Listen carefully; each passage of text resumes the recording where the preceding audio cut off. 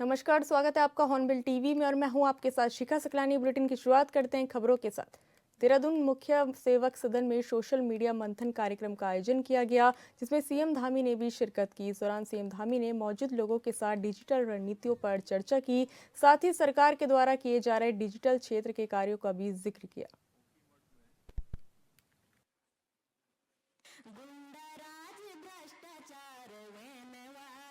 और 1000 कमेंट में से 950 कमेंट तो नेगेटिव है सरकार के खिलाफ, मेरे खिलाफ, उसमें केंद्र सरकार के खिलाफ, इस सब के फेक नैरेटिव।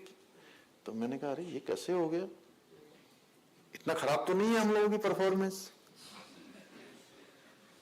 तो बाद में मुझे पता लगा कि ये तो सब जो है ये टूल किट्स हैं, स्पॉन्सर्स हैं। तो अब ऐसे लोगों को आप सब लोगों ने जो है बेनकाब करना है। सभी सोशल मीडिया योद्धाओं का, सोशल मीडिया के योद्धाओं का, वॉलंटियर्स का, हमारे वॉरियर्स का, हमारे इन्फ्लुएंसर्स का, सबका काम है। ये नैतिक जिम्मेदारी है कि अच्छा काम हो रहा है तो अच्छे काम को कोई खराब करने की कोशिश कर रहा है और हम चुपचाप अगर सहन कर रहे हैं तो कहीं ना कहीं कहते हैं कि गलत काम को सहन करना भी गलत है और कहीं ना कहीं जो हमको पुण्य मिलना चाहिए उस पुण्य के भागी हम नहीं बन पाते हैं और उस गलत के काम में हम भी शरीक हो जाते हैं। चुपचाप गलत काम को सहना भी गलत माना जाता है। अब आप में से कई लोग सोच रहे होंगे कि आखिर ये सब करने से अब हमें क्या मिलेगा, हम क्यों करें भाई ये। मैं पूरे विश्वास के साथ ये कह सकता हूं कि आप सभी ये कार्य पूरे मनोयोग के साथ करेंगे, पूरी जिम्मेदारी के साथ करेंगे, पूरे समर्पण के साथ करेंगे तो न केवल अपने क्षेत्र में अभूतपूर्व रूप से आप सफलता प्राप्त करेंगे, समाज में आप प्रतिष्ठा भी प्राप्त करेंगे, आपका मान सम्मान बढ़ेगा और इसके माध्यम से आप राष्ट्र निर्माण और समाज निर्माण की दिशा में भी अपना योगदान देने में आप सफलता प्राप्त करेंगे। और इस प्रकार के काम करने से न स्वयं आपको संतुष्टि होगी, आपको एक संतोष होगा कि मेरे द्वारा अच्छा काम किया जा रहा है। देखिए, कभी भी हम कोई गलत काम करते हैं, भले ही हमने किस भावना से किया है, क्यों किया है, लेकिन जब हम अकेले में होते हैं तो हमको इसका पछतावा होता है। और हर एक व्यक्ति ये जानता है कि ये काम मैंने किया है, ये सही किया है कि गलत किया है। क्योंकि कोई भी व्यक्ति अपने बगल में बैठी हुई निहारिका जी दूसरे को कह सकती हैं कि ये मैंने बहुत अच्छा किया है। अगर गलत किया है तो इनको खुद को पता होगा कि मैंने गलत किया है। दो लोगों को कोई बेवकूफ नहीं बना सकता, एक अपने आप को और एक भगवान को। उनके यहां इसका अकाउंट बनता रहता है, एक एक पल का, एक एक क्षण का हिसाब होता है। हर पल का, हर क्षण का हिसाब। एक पत्ता भी हिलता है तो उसका हिसाब, एक कण भी इधर से उधर होता है तो उसका हिसाब। और जब हम जीवन में, मैं बहुत महत्वपूर्ण बात आप लोगों से कहना चाहता हूं, जब हम जीवन में अच्छा काम करते हैं, अच्छी भावना से करते हैं और अच्छे उद्देश्य के लिए करते हैं, समाज के लिए करते हैं, दूसरों की भलाई के लिए करते हैं, राष्ट्र के लिए करते हैं, तो ये मानिए कि भगवान के यहां जो अकाउंट बनता है, उस अकाउंट में हमारे अच्छे कामों की एक बड़ी सूची बनती जाती है और जो हमारे इस जन्म में भी काम आती है और हर जन्म में काम आती है। और अगर हम खराब काम करते हैं जानते हुए भी कि खराब काम कर रहे हैं, तो तय मानिए कि वहां अकाउंट हमारा विड्रॉल होता रहता है। विड्रॉल ही बोलते हैं ना बंसी जी, डेबिट होता रहता है, डेबिट होता रहता है, विड्रॉ होता रहता है, कम होता रहता है, यानी माइनस। और पुण्य इसी की श्रेणी में कहते हैं हमारे सारे शास्त्र कहते हैं, गीता कहती है, रामचरितमानस कहती है, श्रीमद् भागवत कहते हैं, हमारे सारे ग्रंथ कहते हैं कि अच्छे कर्म करते रहिए, पुण्य के भागी बनते रहिए और जन्म जन्मांतर में पुण्य आपके साथ चलेगा। क्योंकि कई जन्मों का भी जो है हमको कई बार लोग कहते हैं अरे मैंने तो ये काम कुछ भी ऐसा इस जन्म में नहीं किया, लेकिन ऐसा क्यों हुआ? ऐसे ही जो है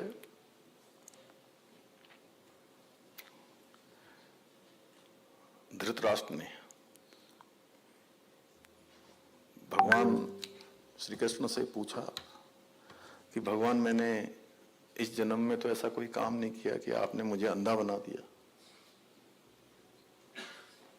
तो भगवान ने कहा कि तुमको अपना वो 100वां जन्म याद नहीं है जिसमें तुमने बबूल के कांटे से एक टिड्डे की आंखें फोड़ दी थी। किस जन्म का किस जन्म में मिलता है। इसलिए हमको अच्छा काम करेंगे तो, और आप कोई गलत काम भी नहीं कर रहे। मैंने जितनी बातें यहां से बोली, सारी बातें मैंने वो बोली जो वास्तव में है। कई बार हम लोगों को ही पता नहीं होता है। हम लोगों को देखिए, सबसे पहले तो मन से मानना पड़ेगा कि हम जिस आइडियोलॉजी के लिए काम कर रहे हैं, जिस समाज के लिए काम कर रहे हैं, प्रदेश के लिए और देश के लिए काम कर रहे हैं, तो ये हम सही काम कर रहे हैं। उत्तराखंड के पूर्व मुख्यमंत्री हरीश रावत हरिद्वार पहुंचे, जहां उन्होंने वीआईपी घाट पर पूर्व प्रधानमंत्री इंदिरा गांधी को नमन किया और मौन व्रत के साथ एक सांकेतिक धरना भी दिया। इस मौके पर उन्होंने बीजेपी सरकार पर तीखे प्रहार किए। उन्होंने कहा कि सरकार ने पेराई सत्र शुरू होने के बाद भी गन्ना मूल्य निर्धारित नहीं किया है, जिससे किसानों में नाराजगी है। उनका कहना है कि सरकार का नशा मुक्ति अभियान केवल दिखावे के लिए है, जिसे जनता भलीभांति समझ चुकी है।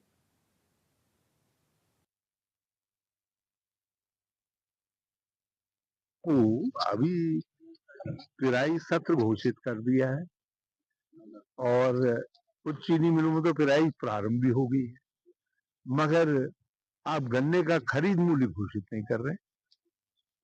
हरियाणा कर चुका, उत्तर प्रदेश कर चुका, भाई उत्तराखंड को क्या दिक्कत है? क्यों नहीं कर रहे हैं आप खरीद मूल्य घोषित? हम और किसान संगठन भी कई 450 और उससे 450 रुपया प्रति क्विंटल और उससे अधिक की मांग कर रहे हैं, क्योंकि चीनी का अंतर्राष्ट्रीय बाजार में जो मूल्य है उस हिसाब से मांग बिल्कुल सर्वथा उचित भी है। और दूसरी बात, इकबालपुर चीनी मिलता है, आज लंबा समय हो गया, कई वर्ष हो गया, उनका 100 करोड़ रुपए से ज्यादा है महंगाई किसानों पर। किसानों की इतनी बड़ी ताकत थोड़ी होती है कि वो इतना झेल सकेंगे। आपने इतना लंबा कर दिया, तो उसके भुगतान का मामला है। इधर धान खरीद में भी गड़बड़ी हो रही है। उधम सिंह नगर में तो बहुत बड़ी गड़बड़ हो रही है, नैनीताल में भी दिक्कतें आ रही है, यहाँ भी दिक्कतें आ रही हैं। किसान धान लेकर के जा रहा है, किसी की बहाने खरीद केंद्र में उसको टाल दिया जा रहा है, कभी नमी का मामला, कभी कुछ मामला उठा करके, ताकि वो अपने धान को बिचौलियों को बेच दे। लोहाघाट के कांग्रेस कमेटी कार्यालय में पदाधिकारियों और कार्यकर्ताओं ने पूर्व प्रधानमंत्री और आयरन लेडी इंदिरा गांधी की जन्म जयंती को धूमधाम के साथ मनाते हुए उन्हें याद किया। इस दौरान कांग्रेस कार्यकर्ताओं और पदाधिकारियों ने इंदिरा गांधी के चित्र पर माल्यार्पण और पुष्प अर्पित कर उन्हें याद किया और उनके पग चिन्हों पर चलने का संकल्प लिया।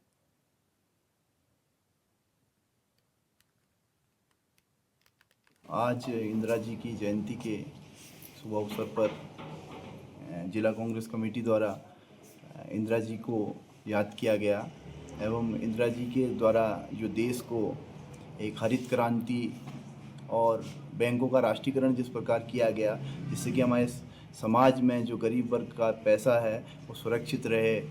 पहले कभी ऐसा नहीं था, इंदिरा जी से पहले की बैंक राष्ट्रीयकृत थे, इंदिरा जी द्वारा ही बैंकों को राष्ट्रीयकृत किया गया। और हम भरोसा दिलाते हैं प्रदेश कांग्रेस कमेटी को और राहुल गांधी जी को कि जिला कांग्रेस कमेटी अब मजबूती से इस ज़िले में काम करने जा रही है।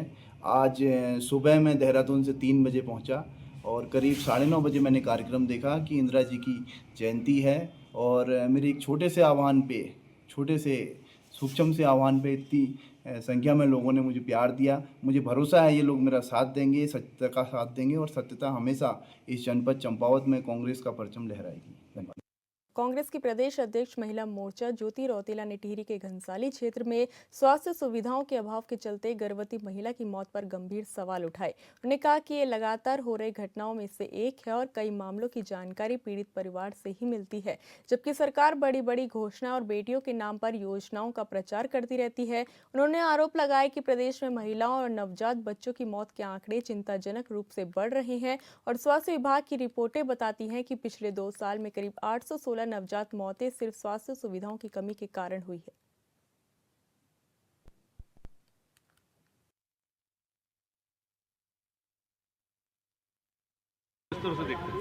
मैं ये बोलना चाहूँगी कि जो सरकार लगातार बड़ी बड़ी बातें करती है, महिला सम्मान की बात करती है, बेटी बचाओ बेटी पढ़ाओ की बात करती है और हमेशा बोलती है कि महिलाओं की वोट से बनी हुई सरकार है, लेकिन आज उस पूरे प्रदेश में जो हालात हैं वो सबको दिख रहे हैं। और ये तीसरी बात बहुत अफसोसजनक है, कल हम लोग मुख्यमंत्री आवास घेराव भी करना चाह रहे हैं इस मुद्दे पे कि कब तक महिलाएं इस तरीके से जच्चा बच्चा की मौत होती रहेगी और ये आंकड़ा दिन प्रतिदिन पूरे प्रदेश में बढ़ता जा रहा है। अगर आप इसकी एक रिपोर्ट स्वास्थ्य विभाग से लेंगे तो आपको दिखेगा कि पिछले 1 साल में 800 के आसपास, पिछले 2 साल में 2 साल में 800 से प्लस लोगों के जच्चे बच्चे की मौत सिर्फ स्वास्थ्य सुविधाओं के अभाव की वजह से हुई। एक तरफ सरकार रजत जयंती मनाती है, अपने चेहरे को चमकाने की कोशिश करती है, लाखों करोड़ रुपए उस पर खर्च करती है, लेकिन जब हॉस्पिटल्स की बात है, जब स्वास्थ्य सुविधाओं की बात है, डॉक्टर्स की बात है, तो उस पर सरकार का बिल्कुल भी ध्यान नहीं है। और मुझे लगता है कि उत्तराखंड की हर माता बहन आज इस बात से परेशान है कि मैं जरीखाल से बिलोंग करती हूँ, रूरल एरिया है, लेकिन वहाँ पे अगर हम लोग जाएंगे तो एक ब्लड टेस्ट की फैसिलिटी नहीं है, एक एक्सरे नहीं है, एक अल्ट्रासाउंड नहीं है। और ये दिन प्रतिदिन हालात इस सरकार में और ख़राब होते जा रहे हैं। तो सरकार को और हमारे जो स्वास्थ्य मंत्री को इस बारे में सोचना चाहिए, इस पर काम करना चाहिए, और अगर नहीं करेंगे तो एक लंबी लड़ाई लड़ने का टाइम हम लोगों का आ गया। बीजेपी के प्रदेश प्रवक्ता जपेंद्र सिंह ने कहा कि दुखद घटना पर सभी को गहरा दुख है और स्वास्थ्य सेवाओं को मजबूत करने के लिए सरकार लगातार प्रयास कर रही है। जहां सुविधाओं का अभाव है और उसी कारण किसी प्लांट से कैजुअलिटी हुई है, ऐसी घटनाओं को रोकने के लिए सार्थक कदम उठाए जा रहे हैं ताकि भविष्य में ऐसी स्थिति न आए। सरकार सुदूर पर्वतीय जिलों की आवश्यकताओं को लेकर सजग है और आगामी योजनाओं पर कार्य शुरू हो चुका है। स्वास्थ्य विभाग के अधिकारियों को निर्देश दिए गए हैं कि वे पूरी सतर्कता बरतें और दूरस्थ क्षेत्रों में समय पर सहायता सुनिश्चित करें।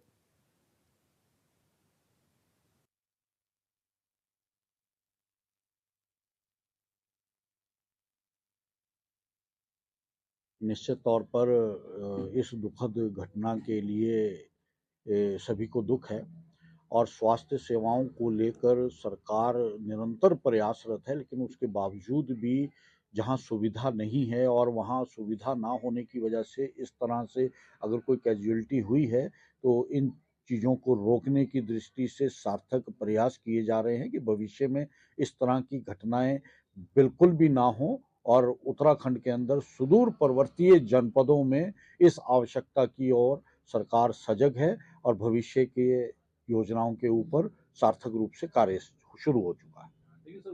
स्वास्थ्य विभाग के अधिकारियों को स्पष्ट निर्देश हैं कि स्वास्थ्य सेवाओं को लेकर पूरी तरह से सजग रहें और जहां कहीं भी सुदूर पर्वतीय क्षेत्रों में आवश्यकता हो समय से वहां सहायता पहुंचे। और ये भी जानकारी में आया है कि स्वास्थ्य विभाग के अधिकारी कहीं ना कहीं कोताही बरत रहे हैं, जिसका नतीजा इस तरह की घटनाएं निकल कर आती हैं और निश्चित तौर पर दोषी अधिकारियों के खिलाफ कड़ी से कड़ी कार्रवाई। उत्तराखंड बीजेपी की प्रदेश महामंत्री दीप्ति रावत भारद्वाज ने नई दिल्ली स्थित कर्तव्य पथ भवन में केंद्रीय वित्त मंत्री निर्मला सीतारमण से सौजन्य भेंट की। इस दौरान उन्होंने उत्तराखंड की स्वयं सहायता समूह से जुड़ी महिलाओं के आर्थिक सशक्तिकरण, आजीविका वृद्धि और कौशल विकास पर विस्तृत चर्चा की। उन्होंने कहा कि राज्य के पर्वतीय एवं ग्रामीण क्षेत्रों में सक्रिय महिला समूह स्थानीय उत्पादों के मूल्य संवर्धन, डिजिटल लेन देन और उद्यमिता के माध्यम से ग्रामीण अर्थव्यवस्था को नई दिशा दे रही है। वही वित्त मंत्री ने उत्तराखंड की महिलाओं की भूमिका की सराहना करते हुए आश्वासन दिया कि एसएचजी उत्पादों की ई-कॉमर्स प्लेटफॉर्म और राष्ट्रीय बाजार से जोड़ने में केंद्र सरकार राज्य को हर संभव सहायता देगी।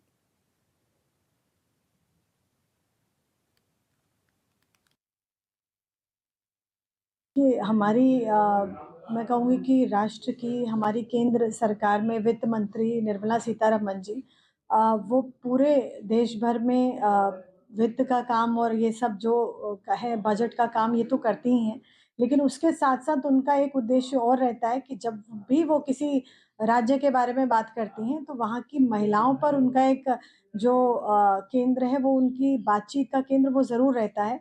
तो जब उनसे मिलना हुआ तो उन्होंने ज़रूर कहा कि यहाँ पे जो बहनें हैं, जो एनआरएलएम से जुड़ी हैं, जो समूह की बहनें हैं, उनको हम कैसे और हम उनको स्वावलंबी कर सकते हैं, कैसे उनको डिजिटल पेमेंट से हम और बेहतर तरीके से जोड़ सकते हैं, कैसे उनके जो हाथ के बने उत्पाद हैं, उनकी हम ज़्यादा मार्केटिंग कर सकते हैं और उनको एक आर्थिक मदद हम किस तरीके से पहुँचा सकते हैं। ये सारे मुद्दे उनके कंसर्न के भी थे। उन्होंने अपने अधिकारियों को भी निर्देशित किया कि उत्तराखंड से रिलेटेड जो भी ये सारी जानकारी है, उससे वो जुटाएँ और जल्दी उनको वो जानकारी प्रेषित भी।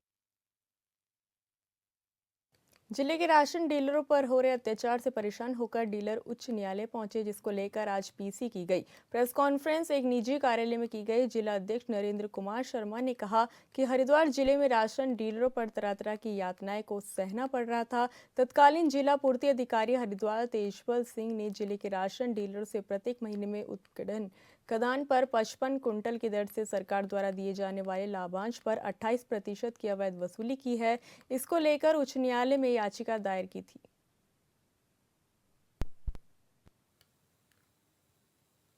दरअसल सबसे पहले तो आपको और आपके चैनल को बहुत बहुत बधाई कि आपने मुझे बोलने का मौका दिया अपने चैनल से। सबसे पहली बात यह है कि जो हमारे डीएसओ तेजबल जी हरिद्वार में रहे, उन्होंने बहुत ही अनैतिकता यहाँ बरती और मेरी तो एक ही मांग है कि जब तक हमारे जितनी भी दुकानें वो सस्पेंड करके हैं और उनके एफआरआई दर्ज कराई हैं, जब तक शासन उनकी ओर गौर नहीं करेगा, उनको बहाल नहीं करेगा और उनकी एफआईआर दर्ज वापस नहीं लेगा, तब तक हम कोर्ट की शरण लेते रहेंगे और हम इस प्रकरण में मरते दम तक भी पीछे नहीं हटेंगे और बार बार हम कोर्ट की शरण लेते रहेंगे। क्या वो अनैतिकता दबाव देते थे और बहुत बड़े अपने आप में सिर्फ एक ही बात बोलते थे कि मैं अपनी मर्ज़ी से आता हूँ, अपनी मर्ज़ी से जाता हूँ और जो मेरी समझ में आता है मैं वो करता हूँ। तो वो एक बाहुबली की ढाल में जो अपना व्यवहार रखते थे, उन्होंने यहाँ के डीलरों को बहुत सताया।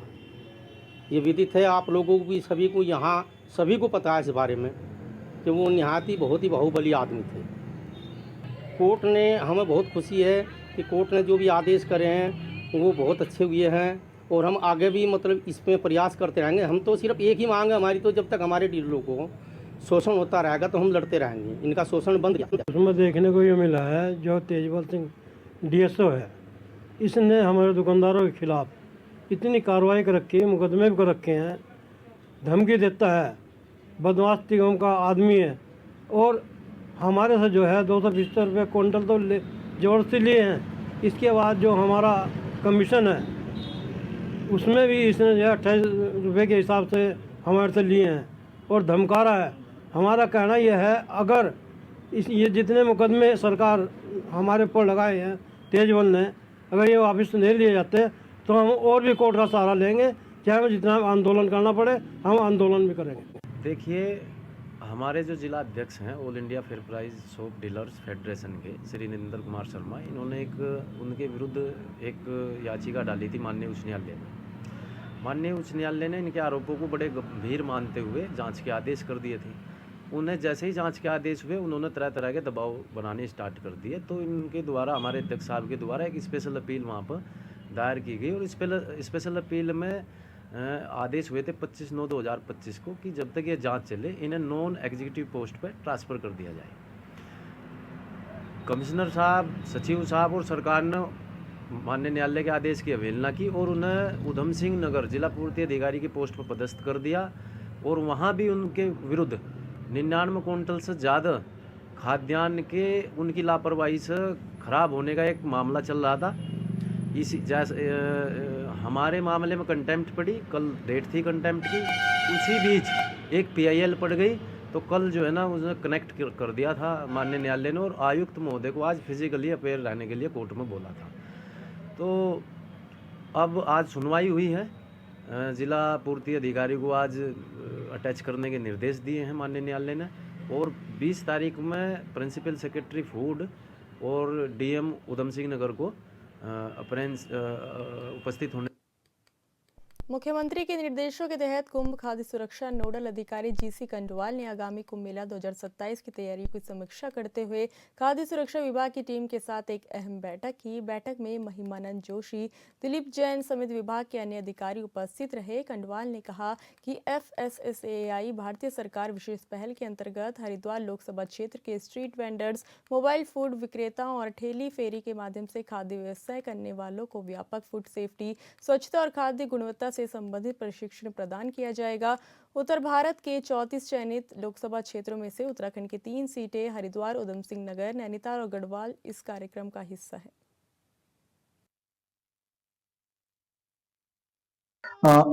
आगामी कुंभ मेला क्षेत्र में आप जानते हैं कि जो है 2027 में कुंभ मेला हरिद्वार में प्रस्तावित है और इसके साथ ही भारतीय खाद्य सुरक्षा मानक प्राधिकरण नई दिल्ली भारत सरकार का प्रयास है कि हम इस हरिद्वार लोकसभा क्षेत्र के अंदर जितने स्ट्रीट वेंडर्स हैं जो खुले में रेडी पे, इसके अलावा जो है मोबाइल वेंडिंग के द्वारा जो फूड बेचते हैं, उन सबको जो है फूड सेफ्टी और हाइजीन के ऊपर जानकारी देने के लिए प्रशिक्षण कार्यक्रम आयोजित किए जाने का निर्णय लिया गया है। इस पूरे जो प्रशिक्षण कार्यक्रम के तहत जो उत्तरी क्षेत्र है भारत का, उसमें जो 34 लोकसभा क्षेत्र को चयनित किया गया, जिसमें उत्तराखंड की 3 लोकसभाएं इसके अंदर चयनित की गई हैं, जिनमें हरिद्वार लोकसभा क्षेत्र, जनपद उधम सिंह नगर, नैनीताल का जो लोकसभा क्षेत्र है वो, और तीसरा है गढ़वाल लोकसभा। हरिद्वार लोकसभा क्षेत्र से हम इस कार्यक्रम का शुरुआत करने वाले हैं। यहाँ प्रशिक्षण कार्यक्रम आयोजित किया जाना, इस प्रशिक्षण कार्यक्रम में जो होने जा रहा है, ये माननीय मुख्यमंत्री जी और माननीय सांसद उत्तराखंड जो गढ़वाल हरिद्वार लोकसभा क्षेत्र के, उनकी अध्यक्षता में कार्यक्रम आयोजित होना है। और इस प्रशिक्षण कार्यक्रम में जो प्रतिभागी हैं वो सारे जो स्ट्रीट वेंडर्स होंगे, जो मोबाइल या ठेलों के द्वारा जो फूड बेचते हैं और इसके अलावा जो इस तरह के व्यवसाय में संलिप्त हैं, उनको सबको प्रशिक्षण दिया जाएगा। इसका मूल उद्देश्य यह है इस प्रशिक्षण कार्यक्रम का कि उनको हाइजीन, फूड सेफ्टी के नॉर्म्स के बारे में और इसके अलावा फूड के जो है क्वालिटी के बारे में कैसे उसको मेंटेन करें, प्रशिक्षित किया जाए। फिलहाल इस बुलेटिन में इतना ही। आप देखते रहिए हॉर्नबिल टीवी। नमस्कार।